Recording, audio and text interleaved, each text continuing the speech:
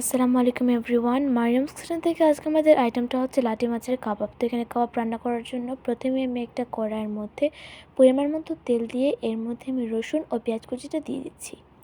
তারপর এর মধ্যে দিয়ে দিচ্ছি আমি কাঁচামরিচ কুচি ও 1 চামচের মতো লবণ। এগুলো দেওয়ার পর আমি এটাকে ভালোভাবে মিক্স করে নিব।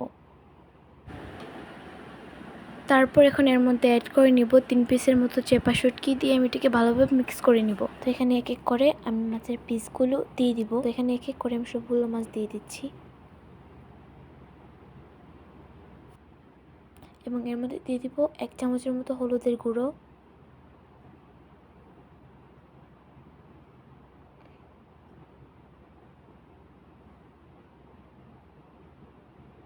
1 চামচের মতো জিরার গুঁড়ো, 1 চামচের মতো পাঁচফোড়নের গুঁড়ো।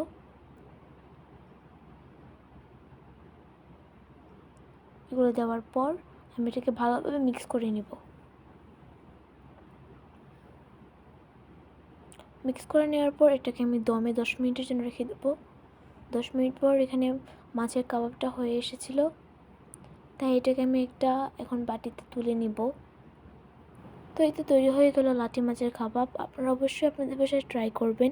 Like, comment, share. আজকের মতো এই পর্যন্তই। আল্লাহ হাফিজ।